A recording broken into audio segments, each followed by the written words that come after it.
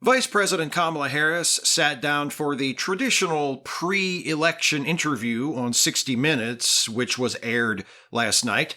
Donald Trump did not.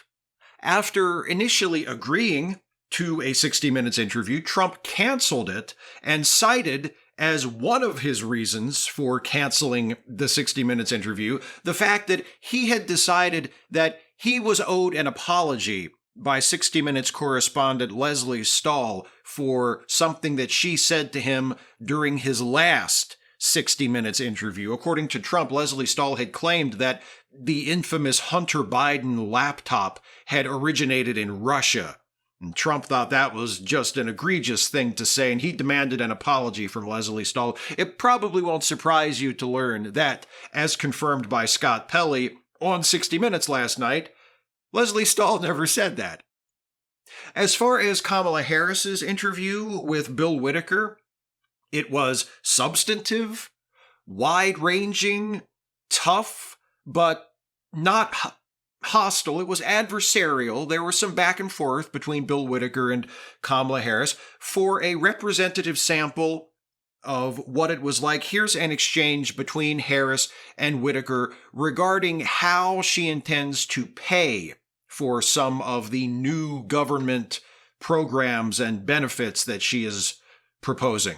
The other economists that have reviewed my plan versus my opponent and determined that my economic plan would strengthen America's economy, his would weaken it. But pardon me, Madam Vice President, the question was, how are you going to pay for it? Well, one of the things is I'm going to make sure that the richest among us who can afford it pay their fair share in taxes.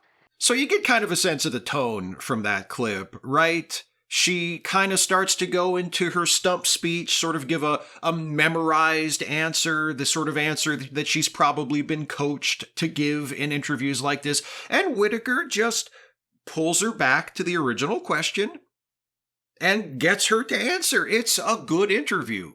It's a fair interview. It's the kind of interview that we should expect presidential candidates to give prior to elections, you know? And I want to mention this as well. Kudos to 60 Minutes, because this was originally supposed to be devoted to an interview with Kamala Harris and an interview with Donald Trump. And after Trump pulled out, they basically had half of a show that they needed to do something with because the Harris interview wasn't going to take up the entire hour. And what they did was, after the Harris interview, they aired a story devoted to the efforts of Republicans in Maricopa County, Arizona, to manufacture a voter fraud crisis, which they could then use as a pretense to commit voter fraud themselves in this upcoming election and do more to guarantee that Trump wins Maricopa County and therefore probably wins the state of Arizona this time as opposed to last time when Biden won. It is a story that I'm sure that 60 Minutes would have aired at some point, but they would not have aired that story on the election special last night if Donald Trump had said yes. Donald Trump, initially he said yes, and then he's changed his mind and backed out. So in response, the producers of 60 Minutes took that time and they told their viewers about Republican efforts to commit voter fraud in Arizona. And I just want to congratulate them for making that decision and say that I appreciate them doing that in a season of extraordinary uselessness and cowardice from political journalists. It's really, really nice to see a major outlet like 60 Minutes use its platform and its ability to marshal the facts to strike a blow against Donald Trump, even though that blow is an indirect one. It's more than a lot of other news outlets at the level of 60 Minutes have done this time around, and I was very, very glad to see it. So the full Kamala Harris interview, at least the full version as aired, and not the entire uncut, everything they recorded, but everything that they've released, everything they showed on TV last night is available on YouTube. It's linked in the video description. If you have not watched it yet, I highly encourage you to go and watch the entire thing. Judge for yourself how satisfying you find Vice President Harris's answers to the various questions. Make up your own mind. But I'll tell you what you won't see if you watch that full interview. And I imagine what you won't see if you ever get the chance to watch the entire uncut interview. You won't see Kamala Harris complaining about how badly she's been treated. You won't see Kamala Harris responding to a tough question from Bill Whitaker by calling him nasty or calling him disrespectful. You won't see her demanding an apology for anything. You won't see her whining about how unfairly she's been treated by the media. You won't see her complaining about how all of the numerous criminal prosecutions that she's facing are the result of an ongoing political and legal and journalistic witch hunt that's been targeting her for years. Although that last one is a little unfair because Kamala Harris isn't currently facing any criminal prosecutions because unlike her opponent in this election, she's not a fucking criminal. But speaking of Donald Trump, after he chickened out of going on 60 Minutes, he booked a couple of other interviews with alternate platforms, both of which were released on Monday, yesterday, the same day as the 60 Minutes interview with Kamala Harris. Monday morning, he called into Hugh Hewitt's radio show, and you may have heard the name Hugh Hewitt, but just in case you've never actually seen him, this is Hugh Hewitt. All right? He looks like Stephen King's evil twin. Physically, anyway. That's where the resemblance ends. Stephen King is an intelligent and talented person who seems to have a fairly open-minded, tolerant, enlightened, humanistic worldview, whereas Hugh Hewitt, well, let's just say that if Hugh did have the same last name as Stephen King, he would probably spell it with 3 Ks. Trump had this to say on Hugh Hewitt's radio show. When you look at the things that she proposes, they're so far off. She has no clue. How about allowing people to come through an open border, 13,000 of which were murderers? Many of them murdered far more than one person. And they're now happily living in the United States. You know, now a murderer, I believe this, it's in their genes. And we got a lot of bad genes in our country right now. And obviously he had lots of other things to say as well, but this is the clip that's gotten the most attention. First things first, Trump says Kamala Harris let 13,000 murderers across the border. That's false. Again, I probably don't need to tell you that. Anytime Trump says anything, chances are pretty good that it's at least partially false. So the whole, she let 13,000 murderers across the border. That's false. That is a misinterpretation, probably a willful misinterpretation of an actual statistic. And for clarification on that, on what Trump is talking about and what the truth about that statistic is, here's an explanation courtesy of an article from Newsweek. Figures detailed in a September 25th letter from Immigration and Customs Enforcement Deputy Director Patrick Lechleitner to Texas Representative Tony Gonzalez show there are 13,099 immigrants convicted of homicide who are on the agency's non-detained docket, meaning they are not in immigration detention. However, the Department of Homeland Security says Trump and some Republican lawmakers are misinterpreting the data in the letter. Most of the 13,099 individuals likely did not enter the U.S. in the past 3.5 years. The data spans the last 40 years. Many of these individuals are not in immigration detention because they are currently in law enforcement custody serving sentences. Additionally, a 2022 Supreme Court ruling, not the Biden-Harris administration, determined that individuals cannot be held in immigration detention indefinitely. Consequently, people from countries that do not accept deportation flights must be released. Secondly, the bit from that clip that's gotten the most attention is the bad genes line. And yeah, murdering migrants are coming into the country, and the reason they're murderers is because it's in their genes, I guess. They have bad genes. To anyone watching this who still thinks it's unfair or unjustified to call Donald Trump a white supremacist or a white nationalist or just a straight-up Nazi, what are you holding out for? Migrants are coming to this country and they're murderers because of their bad genes. That's Nazi shit. And it's not the first Nazi shit he's said. He's also said that immigrants are poisoning the blood of our country, and he's likened immigrants to vermin, and he's said that immigrants are spreading disease. And he said all of those things relatively recently as well, and vicious, bigoted anti-immigrant rhetoric and policy when he was president has been a part of his political career since 2015 when he first announced his candidacy for the Republican nomination. All of that is Nazi shit just as much as they're murderers because they have bad genes. And so I guess I'm just wondering how much Nazi shit you're waiting for him to say before you get comfortable calling it what it is.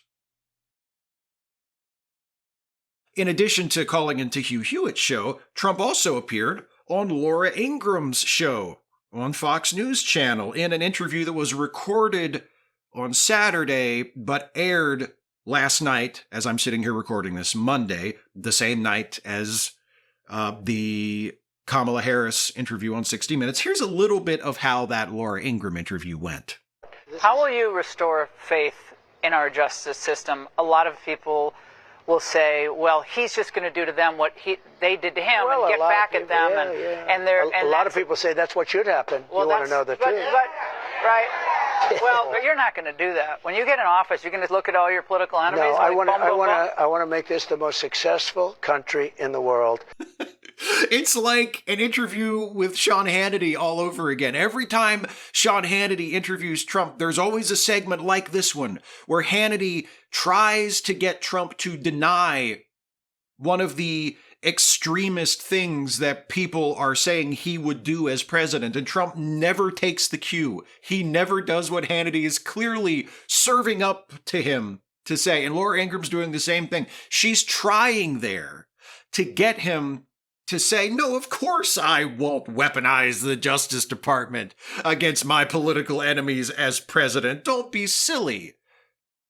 But instead of taking the obvious cue to give the reassuring answer to the leading softball question, Trump says, well, you know, using the Justice Department to prosecute my political enemies, lots of people think that's what should happen. And then he never actually says that he won't do it. And this is the interview that Trump chose to do instead of doing 60 Minutes. Rather than sit down across from an actual journalist and answer actual questions, intelligent questions, pertinent questions that voters in the country might want to know the answers to, instead of doing that, he talks to Laura Ingraham while literally surrounded by his supporters. Did you notice the audience in that clip? It's Trump supporters wearing Trump t-shirts and Trump hats holding Trump signs. He's surrounded by his most visible, vocal, uncritical, positive supporters. They even applauded when he said, well, some people think that I should go after my political enemies as president. These are his people, and he's surrounded by them. He's cocooned by them. He's the weakest, softest, most fragile excuse for a major political party's presidential candidate in my lifetime, possibly ever. One of the other reasons besides I demand an apology from Leslie Stahl that Trump's campaign gave for him canceling the 60 Minutes interview, is that Trump didn't want to be fact-checked. And that's not just me coming to a conclusion based on something that he or his campaign spokespeople said. They literally openly said, the 60 Minutes producer said they were going to fact-check him in real time, and we refused to submit to that. They are openly saying, we don't want to be fact-checked, and that's why we didn't do the interview, as though that is a reasonable objection that deserves to be taken seriously. So, that being the case, I think it's pretty funny that during the interview on Fox News, Laura Ingraham, of all people, fact-checked Donald Trump a couple of times. But she shouldn't be there anyway. She should be, I would say, North Carolina is bad, is so bad. And she was there today for 3 hours, I believe, Kamala Harris. So we're into almost $300 billion for Ukraine, and yet they're offering people $750 for immediate needs. For the worst, yeah. Has the MAGA mob started sending her death threats yet? I wonder. Because they can't stand for that minor fact-checking in the course of a grossly biased and supportive interview. Donald Trump shouldn't have to put up with that. What's Laura Ingraham thinking? I thought she was on our team. So look, we're 4 weeks out from the election. And fellow Americans, we have a choice coming up. In 4 weeks, one of these two people, Kamala Harris or Donald Trump, is going to be the next president of the United States. Now, that choice, to me, and probably to most of you, has always been clear. And it only grows clearer with each passing day. And the choice is this. You can vote for Vice President Kamala Harris, a serious, experienced public servant who is capable of doing the job, who seems like she actually wants the job, and who is making substantive, specific proposals for what she'll try to do if she gets the job, including paying for her proposals by raising taxes on the wealthiest Americans who aren't going to miss a penny of those higher taxes. She could be proposing to tax them twice as much as she is, and they would never know the goddamn difference. You know who would know the difference, and who hopefully will know the difference? The people who are going to benefit from the programs that will be funded by the extra revenue generated by those higher taxes on the most wealthy Americans. Those are the people who will know the difference, not the billionaires who are being taxed. So you can vote for her, or you can vote for the guy who has already proven he's bad at the job, who doesn't want the job, who is only running for the job because he thinks that's his best shot at staying out of prison, and who wants to cut taxes for those same ultra-wealthy people. And that's in addition to all that Nazi shit that he is constantly promising to do if he wins the election. Utilizing government to make life better for millions of Americans and having billionaires pay for it by taxing them for the equivalent of the loose change in their couch cushions, or tax cuts for the wealthy and institutionalized Nazi shit. That's the choice. That's the decision that we are presented with. And I know it's a tough decision. I know that some of you, there are apparently still undecided voters in this country. So maybe some of you are watching and you just don't know. You're still undecided. Well, if you still can't decide, here's a tiebreaker.